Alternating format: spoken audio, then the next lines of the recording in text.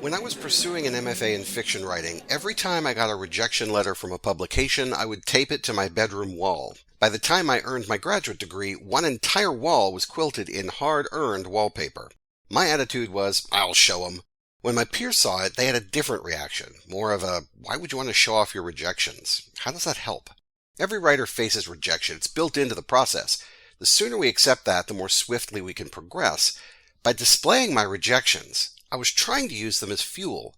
I wore the rejections like a chip on my shoulder, and I thought a wave of spite would give me strength, imbue me with righteous indignation, and fill me with energy that would pour out onto the page in swift, exceptional prose. But my wall of shame did not help me write better fiction. See, I was going to write stories whether I had a wall of rejections or not. In hindsight, it was a waste of effort, a vanity project, and ultimately my personal monument to missing the point. I want to climb into a time machine, appear in my old bedroom, surrounded by cool-looking steam, and shake my younger self by the shoulders. Rejection is part of the business, I would tell me. It is not evil, not a personal attack, and certainly not a billboard announcing your continued failure. These editors are people, I would continue, breathless and desperate, as they have their own tastes, biases, distractions, workplace politics, and deadlines. By rejecting us, I'd continue, they aren't necessarily saying we're terrible. All it means is the story wasn't what they wanted to publish today. Sure, rejection can suggest issues of quality. Anytime you get that form rejection letter, you wonder if the publication was swamped, or if they thought so little of your story that it didn't merit more than a perfunctory, hard no. The type of rejection you receive sometimes can indicate where you need to focus. An editor who takes the time to send the manuscript back with margin notes, for example, suggests there's really something there to work on. Perhaps after some revision you could even send them a fresh version to consider again. Sometimes a handwritten sorry on a form letter can feel like a small victory. But many times the reasons your manuscripts are rejected are beyond your control. Editors may have published a similar manuscript recently, may not have room in their catalog, or may just flat out not publish the type of book you're pitching. Even if our work is good, it does not mean it is a good fit for every publication. And that's okay. So what can we control? We can grow our beta reader group to gather diverse feedback. We can use that feedback to rewrite and revise frequently.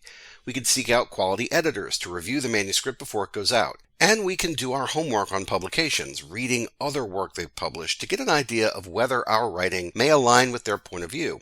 When we do these things, our job, we prevent rejections from being self-inflicted. The rest is up to luck, chance, or fate. In the prior episode, our guest, novelist David Baker, spent some time talking about the role of rejection in the writer's process. Dave spoke at length about how rejection never gets easier, but it signals that you're doing your job. His novel Vintage took 40 rejections before it was picked up by an agent. That's a lot of rejection to weather just to get in the door, and there was no guarantee the agent would succeed in pitching their connections and sell the book. But that is the business. So how can we spin rejection as a positive to stay motivated? Count to 50. What I mean is, send out those manuscripts, those query letters, but tally the rejections separately. For each separate piece, your upper limit of rejections, your end of the road, is 50. Chances are, if the piece has merit, someone will publish it before it hits 50. If that work does reach 50 rejections, it's time to put it away for good. Maybe that piece isn't good enough. Maybe it doesn't fit the market, or one of 48 other reasons. It's okay. You did your job. When you're counting to 50, you have an end in mind. You know how far you need to go. Each rejection moves you closer to resolution, whether publication or relegation, so you can feel satisfied to collect them. Framing the task in this positive way helps lessen the sting of each individual rejection. You may even find yourself submitting more frequently, recognizing that it is a numbers game, and ultimately improving your chances at being successful.